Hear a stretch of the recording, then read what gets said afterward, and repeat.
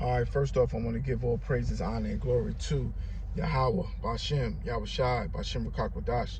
Double honor to the elders of GMS, and shout out to the hopeful elect, the brothers out there on the highways and byways, pushing this truth and righteousness and sincerity to the best of their ability. This is the book of Obadiah, verse 1. The vision of Obadiah, thus said the Lord Yahweh concerning Edom. We have heard a rumor from the Lord, and an ambassador is sent amongst the heathen. Arise ye, and let us rise up against her in battle. Behold, I have made thee small among the heathen. Thou art greatly despised. The pride of thy heart have deceived thee, thou that dwellest in the cleft on the rock.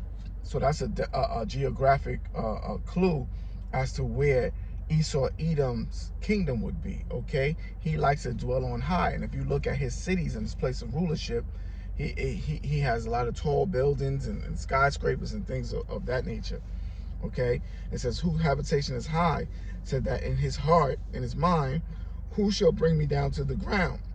So he has a godlike complex. Esau doesn't think he'll be defeated, okay? He don't think that he's capable of sitting in the dust, all right?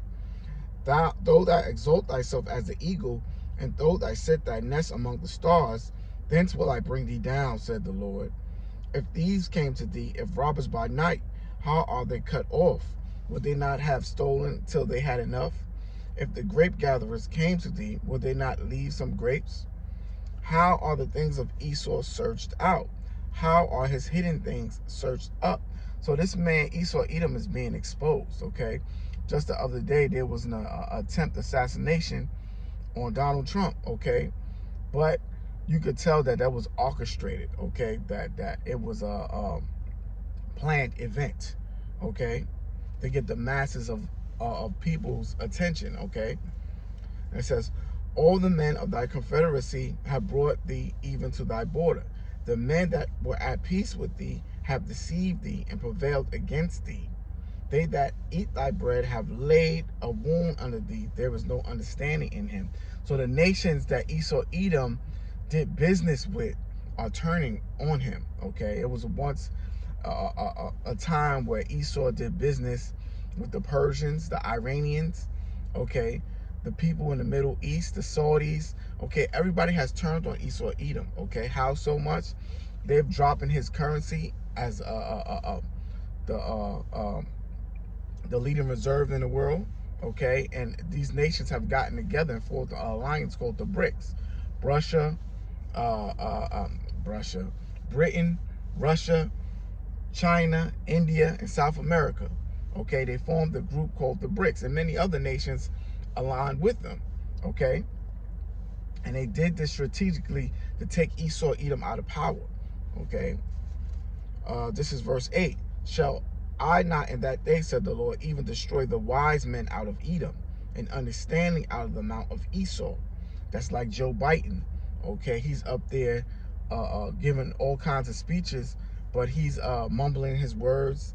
He's talking about different things that don't even relate to the presidential candidate race, okay?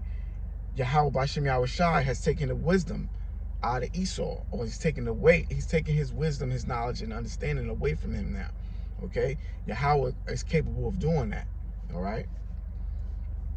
That's it. I'm gonna read that again. Shall I not in that day, said the Lord, even destroy the wise men out of Edom, and understanding out of the mount of Esau?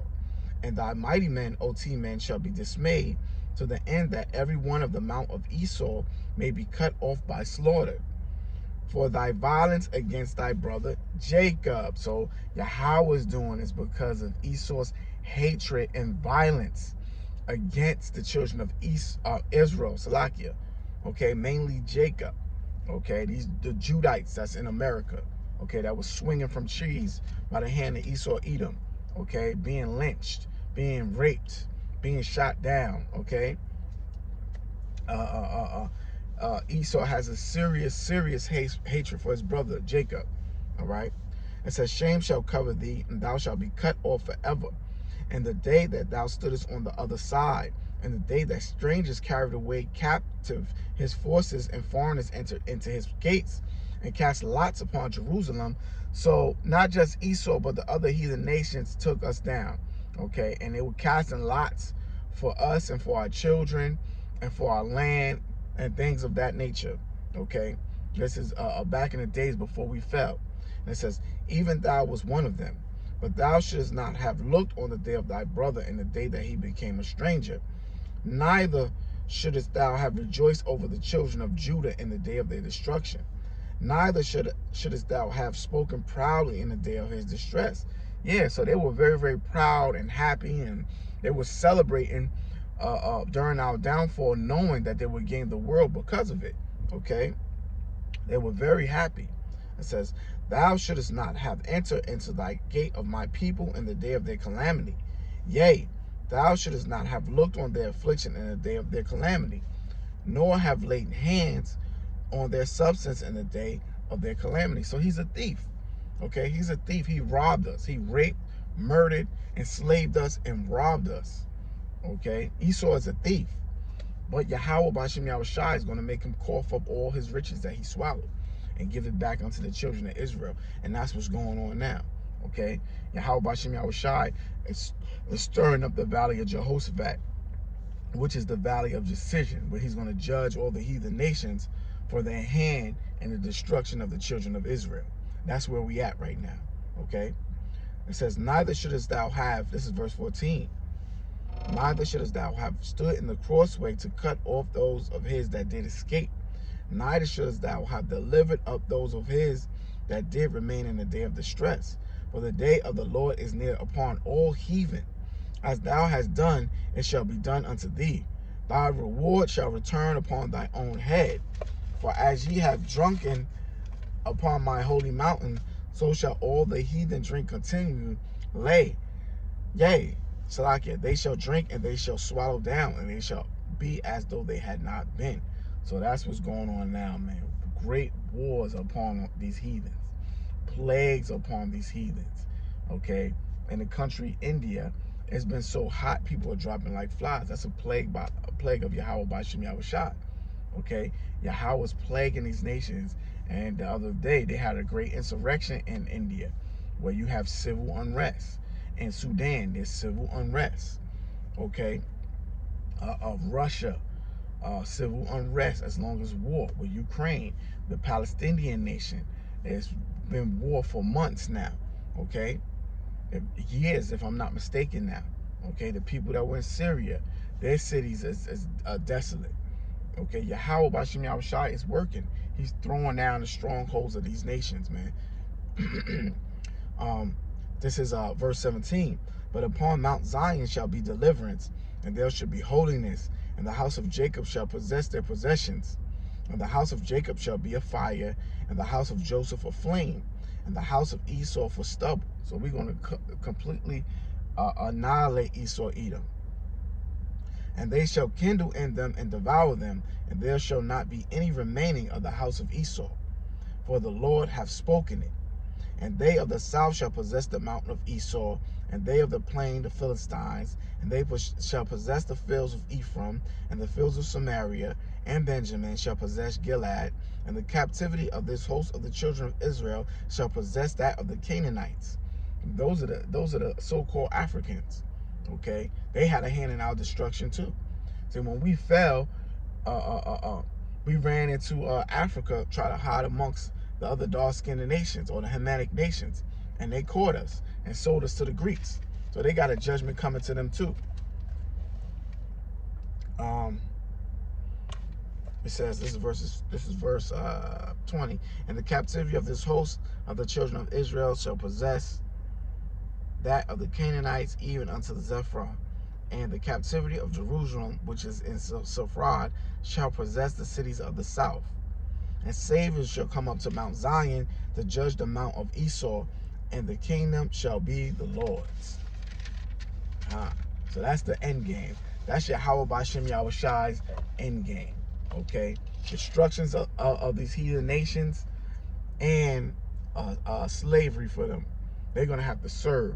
Just like how we served and built all their empires in this earth. Okay? Mainly Esau, Edom. Because we build up Babylon the Great. We're the battery behind Babylon. We're what made Babylon such a great nation. Okay? The enslavement of the children of Israel. That's why on the back of the dollar, you see a pyramid, okay? Because the same slaves that built the old kingdom will come over here and build the new kingdom. And that's what's going on, okay? We built up this new kingdom and a society that's great, okay? So just like how we served, the nations are now going to have to serve, because it was once a point in time where we served everybody. We even served the Hamitic nations, okay, in ancient Egypt. We made their kingdom great back then, okay? So wherever we go, that society raises up to be great, okay? And the wicked elite knows this, man.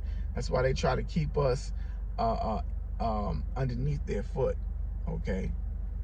They didn't want us to wake up, because us waking up to this truth, knowledge, wisdom, and understanding meant their downfall, okay? They can only contain us but for so long, and we have arisen now, and they're afraid, okay? We're standing on our feet boldly with our chest sticking out, with this knowledge, with this truth, and they shaking in their boots, all right? So, we're, Salakia, this hell that we're living in is almost over, man. We just got to continue to push this word, repent, you know, get your souls right with Yahweh Bashem Yahweh Shai, because this thing is almost over, man. It's almost over. I hope this was edifying. With all that, I want to give all praises, honor, and glory to Yahweh Bashem Yahweh Shai, Bashem B'Kakwadash. Shalom, Akim, Shalom.